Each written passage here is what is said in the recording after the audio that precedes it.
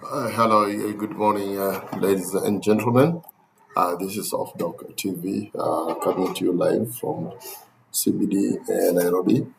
And they're asking all the viewers, please take time to subscribe, give us a like, and also share this video with so that we can draw the audience and so click on the notification bell. From the bell, will be able to give any new video that comes out will be notified in real time. Off-dock Services Limited does ship contracting, it does cargo tracking, warehousing, it also does road transport systems, and also what we call the EDI system for operational systems. We automate also cargo freight for the CFSs.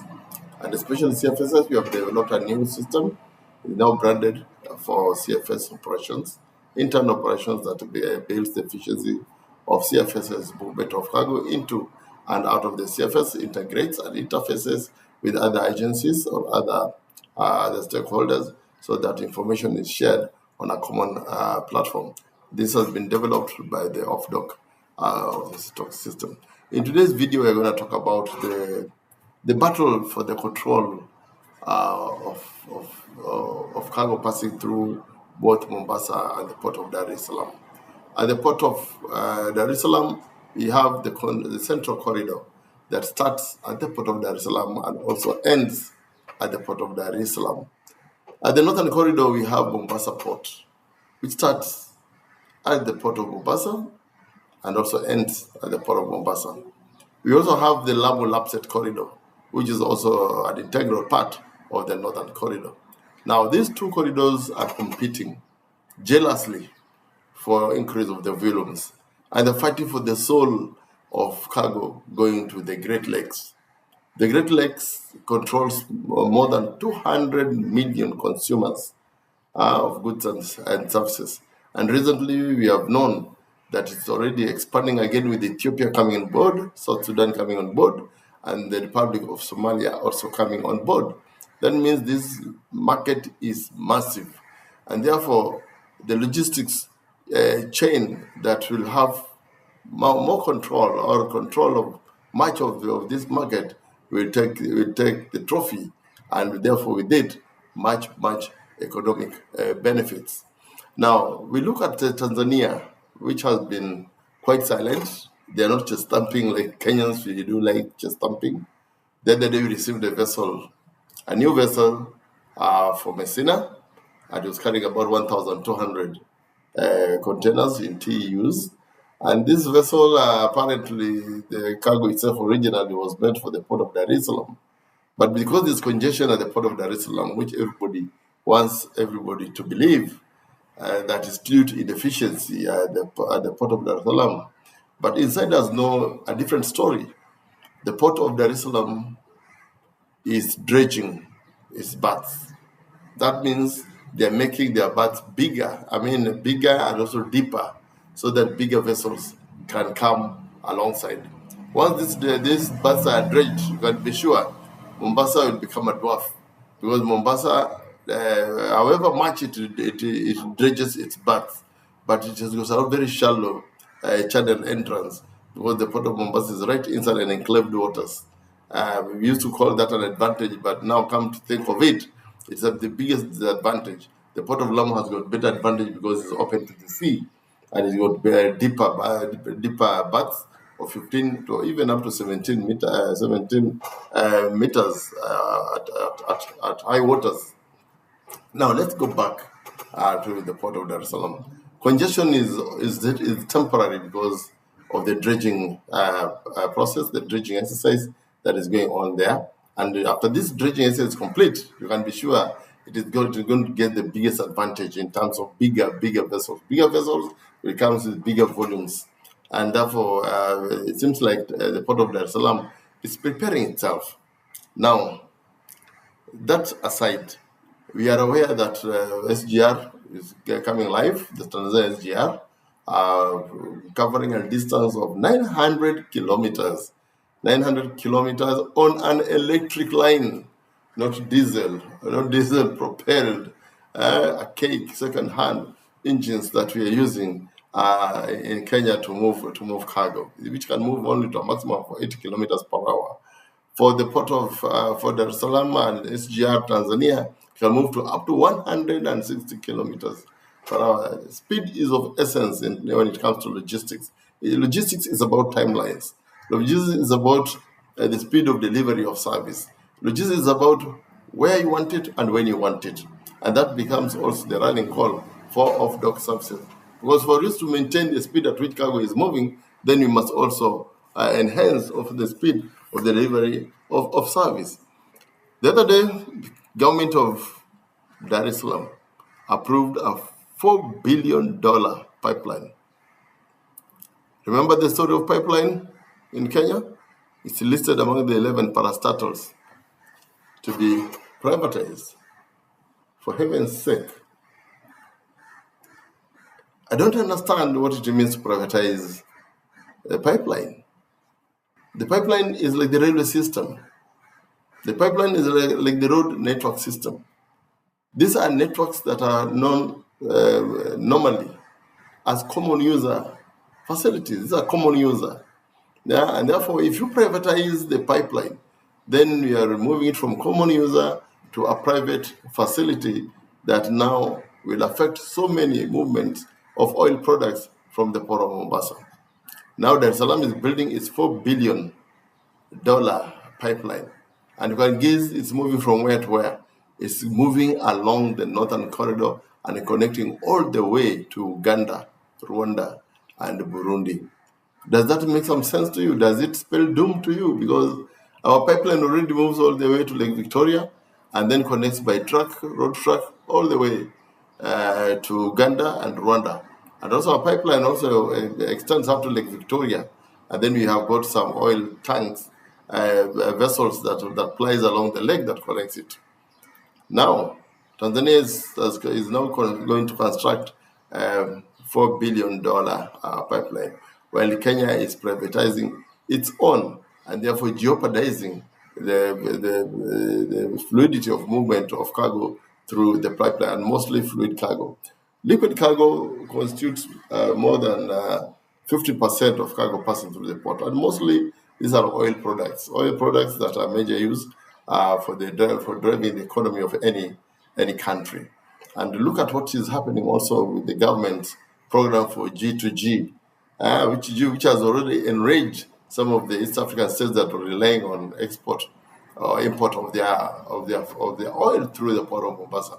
They have literally ganged up and they have taken a walk. Where to? Obviously, to the port of Dar es Salaam. Now, it is going to be a bit costly for them to move their oil products from Dar es Salaam to their destinations in the landlocked countries. But who knows what incentives the government is giving them to cover for that higher cost as compared to the movement from Port of Mombasa? Who knows what kind of incentives, what kind of rebates, what kind of tariff and rates that have been concessioned for them for the time being while the pipeline is being built? Who knows? So while we sit and go to sleep thinking that we have the upper hand, Tanzania is slowly and systematically building a network system that will take over the entire East African region, the entire Great Lakes region. And remember, also Zambia and Malawi is also among the Central Corridor. There are beneficiaries of the Central Corridor.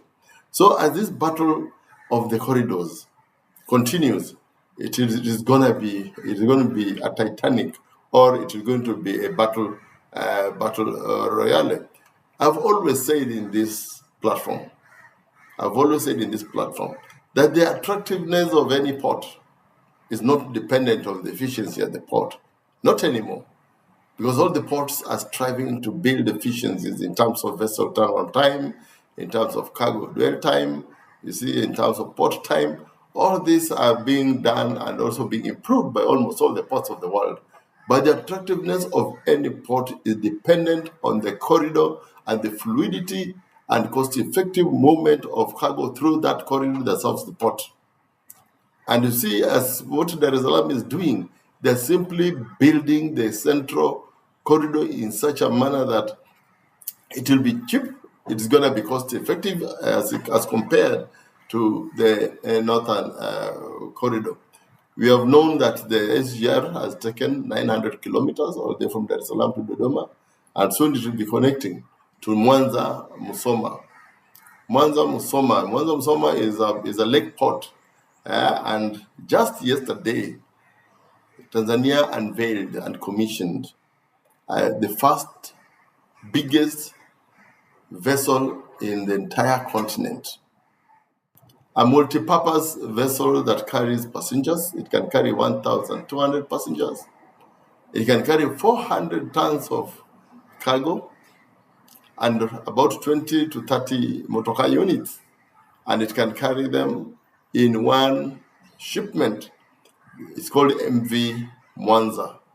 MV Mwanza will rule and bestrode the lake transport system like a colossus. It is going to dwarf our MV Uhuru 2, which was just refurbished. It's a second-hand vessel that belonged to the dark ages and the cake ages of the colonial days. Yeah, that is manual controlled, and it's moribund. It cannot last another 10 years. But the MV Mwanza is a brand new vessel that is now soon going to ply the Mwanza, Soma, Kisumu, Port Bell. Now, I don't know which other vessel will give competition to this vessel. And therefore, Tanzania, systematically, and they have really articulated all their strategies, that slowly they are taking charge of the inland waterways transport network. That is through Lake Victoria. Once they have taken over the connectivity from Dar es Salaam all the way to Mwanza, Musoma, you can be sure Rwanda, Burundi, Uganda, South Sudan will be captive market for Dar es Salaam, and therefore the central corridor will fully take charge of the East African logistics and supply chain. Where will that leave Kenya? Kenya has just developed a standard gauge railway. It was done in haste. It was done within 4 years. I mean, some things can just crazy doing it in 4 years. Now they can't even move it for more than 80 kilometers per hour. And then it's only 457 kilometers all the way to Nairobi. And then another 50, I think, to Naivasha. Yeah, while Tanzania's done 900, we have done 550 kilometers of standard gauge railway. Now, with Ethiopia and South Sudan coming on board, the East African Community and Somalia, then Tanzania becomes the next hub. The next hub. Look at the recent report of the movement of investors from Nairobi into Tanzania, into Dar es Salaam. Yeah, because Nairobi, the economy is on the downward trend. Nairobi, the economy has dived. The exchange has been lowest ever for the last 15 years, the lowest ever since the post-election violence. The exchange rate now has been gone lower even during that period, and yet we do not have any violence. We don't have any instability in the country. What is going on?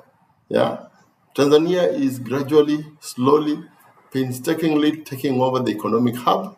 It's taking over the transport hub, both air, road, sea, even pipeline now is coming up. And they're also going to take over even the superiority of Kenya has been sitting pretty for quite a long time as the king of the East African region. And Kenya was taken globally as the fastest growing economy within this African region. And now look at what is going on. And I think from independence, our founding fathers who created the East African community must be turning now in their graves. Because what is going on right now is against the spirit of collective unity for which they pushed to have the East African community resolved.